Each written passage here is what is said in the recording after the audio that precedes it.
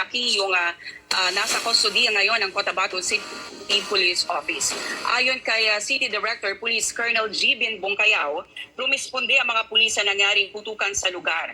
Nang humupa ang komosyon, bigla na lamang umanong umalingaw-ngaw ang putok. Isinugod sa pagamutan ang mga sugatan at inaresto ng mga pulis ang mga lalaki na nasa lugar nang mangyari ang putukan.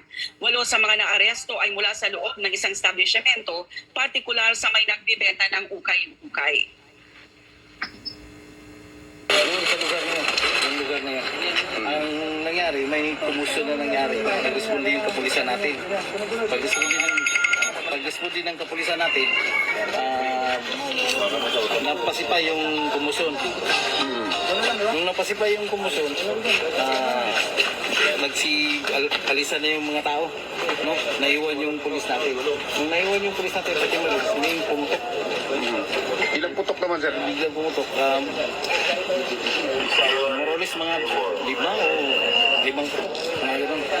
So sa pagputok na yun, sir, agad na may tinamaan sa tropa? Ang tropa natin, nakatayo lang doon sa banda na area na yun. Natamaan ka agad. Natamaan ka.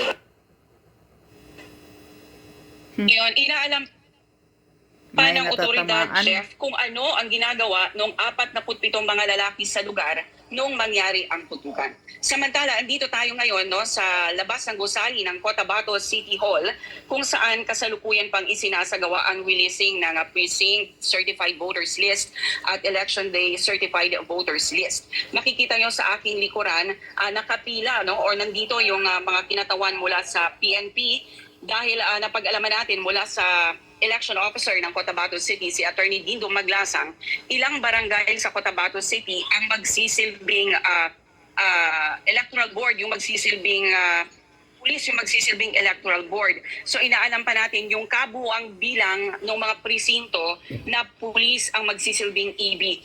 Sa ngayon, obvious na hindi pa nagsisimula yung botohan doon sa ilang presinto dahil hanggang ngayon, patuloy pa rin yung pag-release ng Precinct Certified Voters List at Election Day Certified Voters List.